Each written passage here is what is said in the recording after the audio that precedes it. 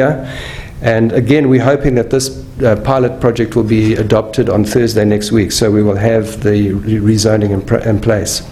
Where we have properties which are completely affected, so in other words, we aren't able to leave them with any residential opportunity in this instance, then we're obliged, it's effectively an expropriation, and we're obliged to purchase those properties. And example would be property in the bottom right in the picture is just below those two houses.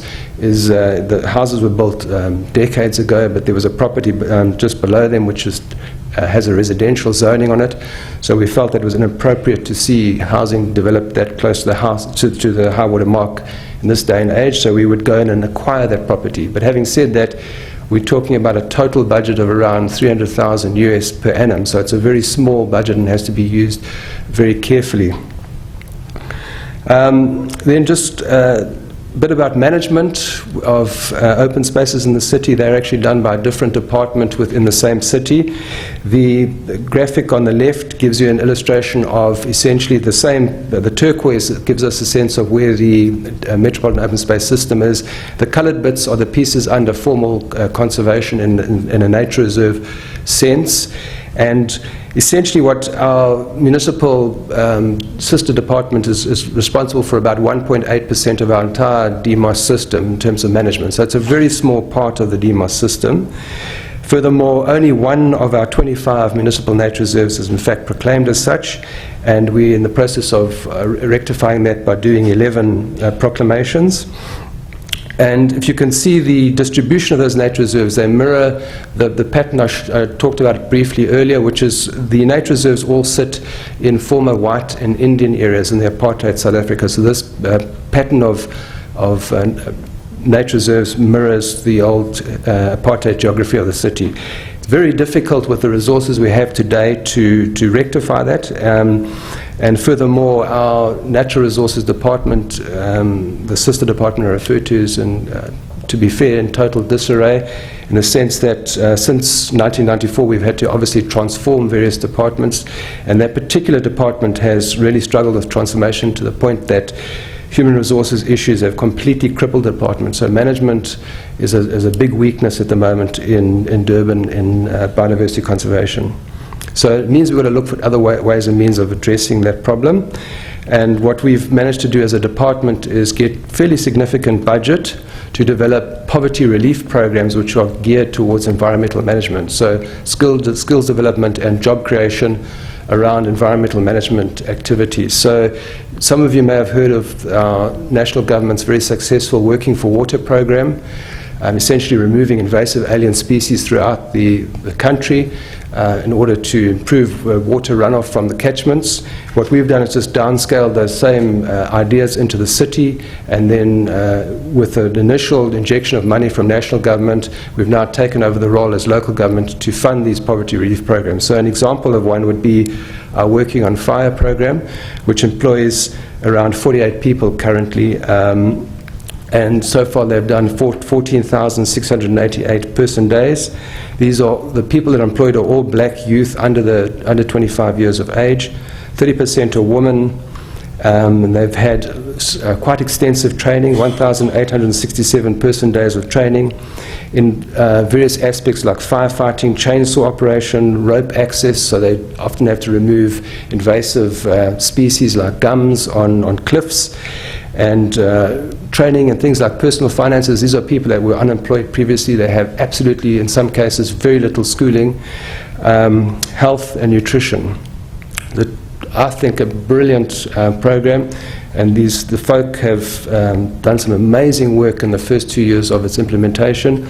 Last year they were responsible for doing alien plant control on 500 hectares of land and fire management on 120 hectares. Fire is a very important part of managing our ecosystems, certainly our grasslands at home.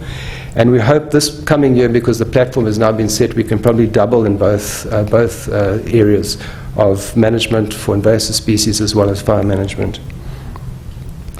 Okay, just some other interventions around threats.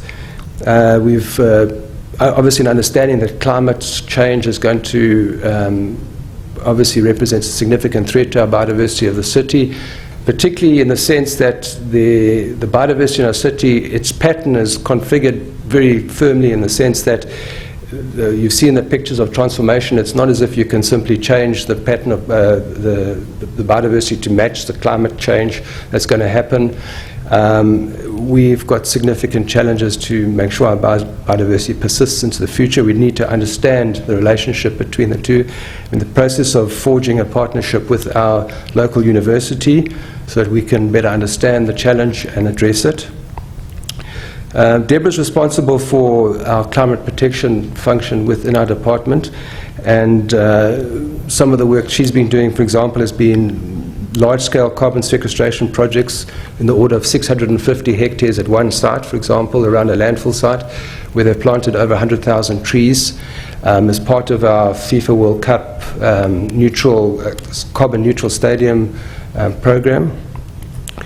We've also got interventions. I mentioned earlier that we've got significant harvesting of medicinal plants in our city. We've got interventions around how do we reduce the impact on plants in the wild. So we've got programs to look at how do you grow some of these medicinal plants en masse in vitro situations. So, for example, the little plant in the bottom right is a ginger. That plant is probably the only extinct plant within our province, and it's been completely collected in the wild to the point where there are almost certainly no wild plants left. So our Parks Department is now growing that plant in large numbers to supply the muti trade. And then also the muti trade is a very wasteful trade in the sense that market typically takes place once a week. Large quantities of material are brought in. If they're not sold in a couple of days, the material starts to decompose and it's then thrown away, and the new fresh material is brought in the following week. So looking at ways and means of trying to get the material to last longer in terms of packaging, etc. Okay, I think we're on the second to last slide here. Just to, again, I mentioned that much of our biodiversity asset in the city and our ecosystem goods and services are generated from private land. How do we, and this is land that hasn't been developed, and so you sit with this tension where people who haven't developed their land now have to shoulder the burden of conserving that land, and there's obviously a fair number of complaints in that regard. So how do you soften the blow on people that are now being expected to conserve natural resources on their private land? We have a provincial stewardship program which we work with, and locally we're doing extension work, so we would go onto private property and provide advice on conservation management. We have a perverse incentive in the city to develop vacant land, so our Treasury and Real Estate Department to this day still work in a sense against us, although I think there's a bigger understanding of what we're trying to do, in that they rate property taxes on all vacant land the same, so regardless of its environmental qualities and regardless of its location within the city, and we are slowly chipping away at that and addressing that problem. So we have a situation where people are not only asked to conserve the land, but they're penalized for conserving it, so we're trying to address that and remove it.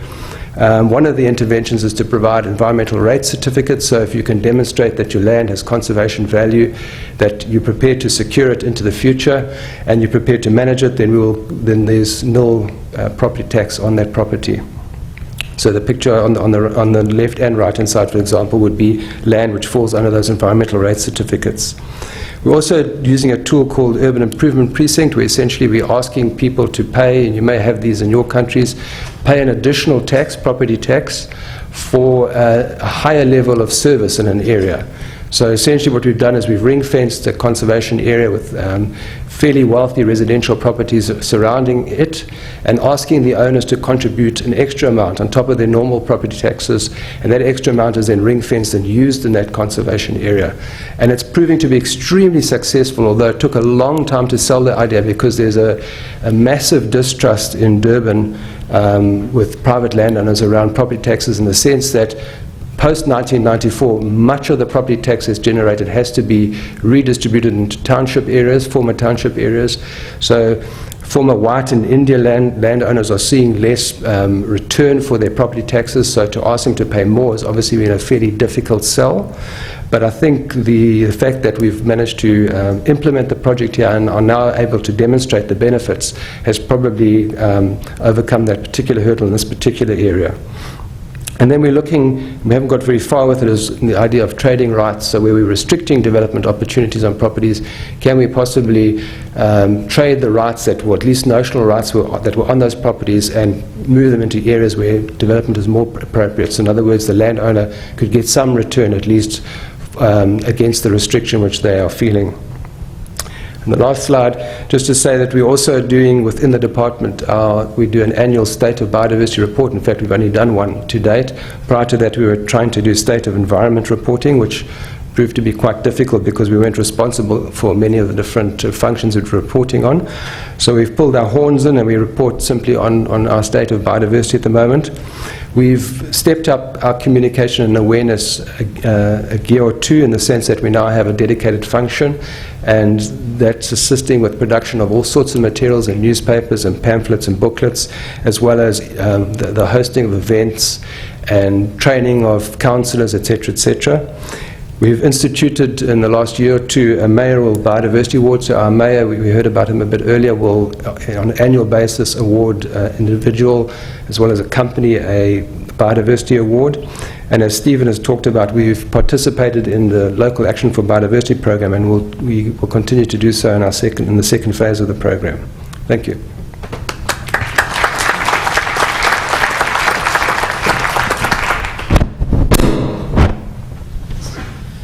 Thanks very much, Richard. Is this on? Great. We've now got about 20 minutes for questions, so perhaps if I could have a show of hands for the first round of questions that we can direct to our panelists.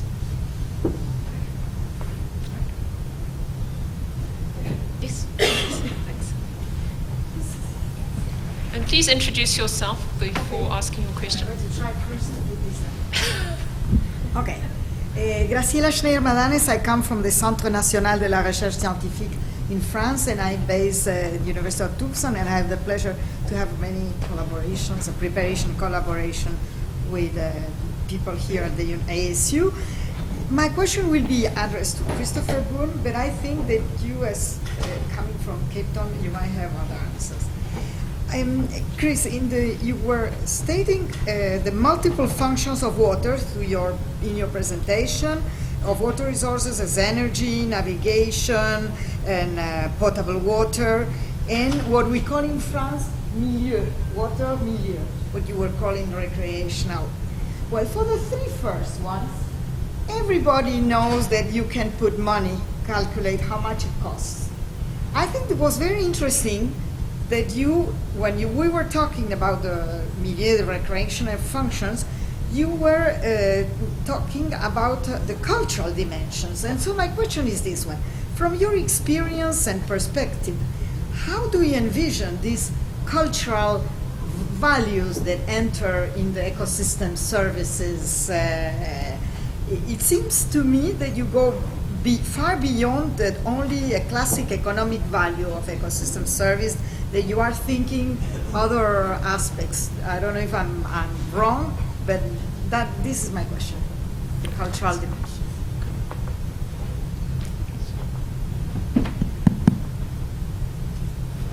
Is this thing really on? It is. Wow. Okay. Can you hear me? Can we increase the volume of this? How about now? So one of the things that I think you're getting at, Graciela, which is I think important to understand in a city like Baltimore, is that, again, when you look historically at water, it has served very different purposes over time, and that was one of the points that I was trying to make. And increasingly, and when we talk about, for instance, amenity-driven cities, which a lot of cities are now kind of grasping on to as a way of trying to revitalize local economies or attract a creative class or whatever the case might be, that looking at those services in terms of meaning to people is, I think, fundamentally important. And I agree that sometimes it often gets underplayed. For some reason, for in some cases for good reasons. So for instance, when we're looking at ecosystem services to try to improve health and livelihood, those are really fundamental and important things, and we want to try to improve livelihoods. We want to try to mitigate urban heat islands so that people don't suffer. But I think if we neglect the idea that these ecosystem services have real meaning to people and that has attachment, creates attachment to place and so forth, are things that we certainly should be paying attention to.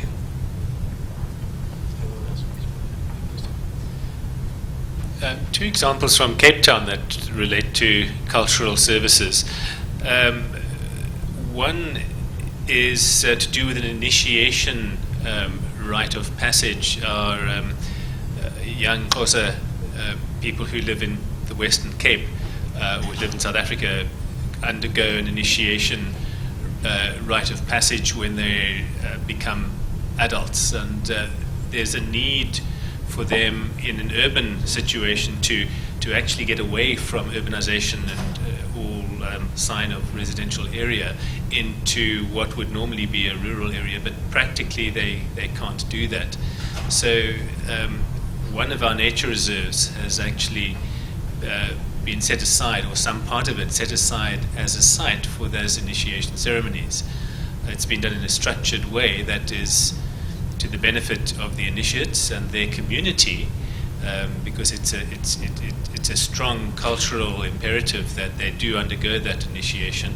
And it's also, in a sense, in the interests of the biodiversity, because it provides a new level of protection. It's a new layer of protection that's different to biodiversity protection. It's being protected as an important cultural site. The other example is perhaps a controversial one, because it's a case where a cultural management objective may be in antithesis to the principle of biodiversity. We have pine plantations in the city of Cape Town, which are about 90 years old. So virtually everyone who lives in Cape Town at the moment grew up with those pine plantations. And many people feel that there's a sense of place, an important cultural connection with those pine forests. But in fact, those pine forests are alien vegetation. They're not part of the ecosystem. They're not part of the indigenous flora. And in fact, they're growing in a place where there's a critically endangered vegetation type, sandplain fynbos. And the park have taken a decision to cut down those pine trees, and that's led to huge outcry by many of the residents who feel that the pine plantations are important both in terms of sense of place, culture, and recreation.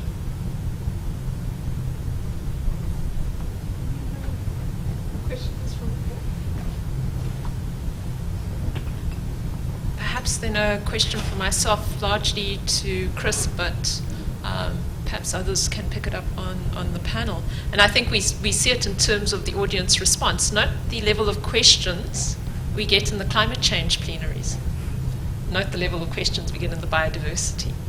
And I think that's a telling issue in terms of bringing biodiversity as a critical platform into the global environmental change debate. And perhaps a question based on that to Chris is, how does one effectively bring biodiversity, the concept of ecosystem services, right into the heart of the global environmental change arena? Does it require that we link biodiversity to issues like climate change to give it the credibility? Because, as I indicated, it always seems to be the second order element of consideration. So perhaps your reflections on that.